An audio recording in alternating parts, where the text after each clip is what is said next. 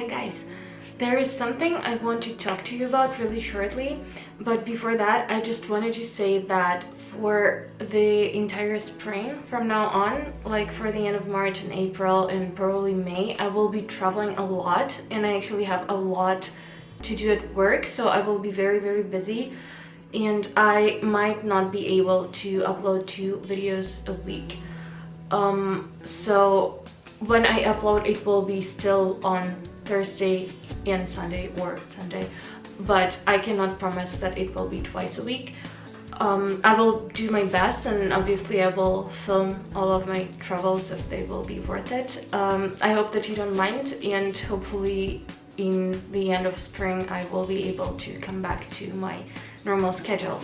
And what I wanted to talk to you about today was one discussion that I had with one of my friends that actually happened a couple of months ago, but it stuck in my head because it's just something that I find very important and a lot of people, I think, misunderstand.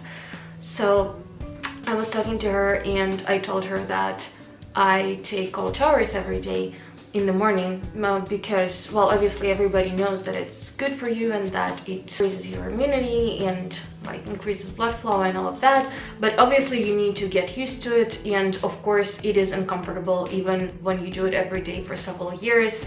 You kind of have to force yourself into that, especially in the beginning, but afterwards you always feel great, and I mean, I would not stop doing it.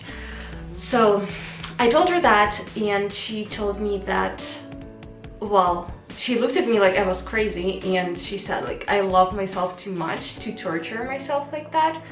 And I let it slide, but then it kind of stuck with me, and I was thinking, well, this is not the definition of self-love. This is definitely not how it works. I can compare it to being the kind of a friend who would never say anything against their friend just to keep the friendship going. So for example, there is a conflict between you and your friend your friend is behaving in the way that might hurt them in the future, but obviously no one wants to hear that they're wrong, and you don't say anything to them because you don't want to cause them any distress now, and you know that there might be an argument, or if you just agree with everything that your partner says, for example, in order to keep the relationship going and not having an argument, and then it might harm your partner or your friend in the future. So it's like there is this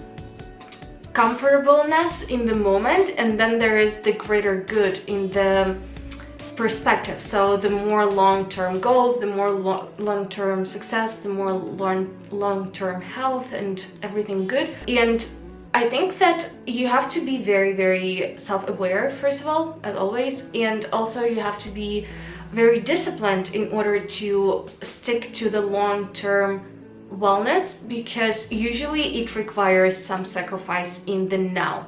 And for example, doing sports or cold showers or keeping a good diet, like, it's not what you would do if you let yourself entirely free, but everybody knows that it's good for you, but you need some amount of willpower in order to force yourself into doing that. I mean, when you start and when you make it a habit, it's not hard anymore, obviously, but you need to make some sacrifices in the now for the better of your more distant future. If you like, I don't know if I'm making any sense, but I hope that I am.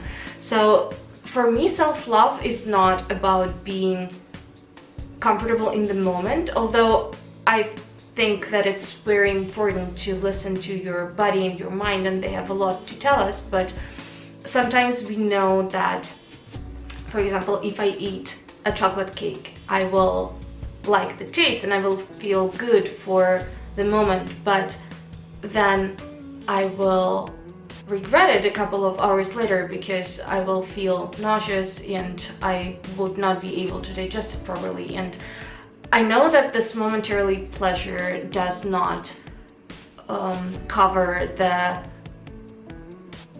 distress that I will feel in the future. So for me, self-love is putting your long-term goals and success before the short term. So you need to have lots of discipline, and you need to be that friend for yourself who tells you when you're doing something wrong, and who doesn't need to lie in order to save the relationship, because they know that you will stick with them nevertheless. And this is what makes a good friend. Like, a good friend is someone who would tell you if you're doing something wrong or if you're harming yourself. And I think that a lot of people don't understand that, so I just wanted to share. So yeah, thank you guys so much for watching. I wish you a very nice week and weekend, and I will see you when I see you, and be nice humans. Bye.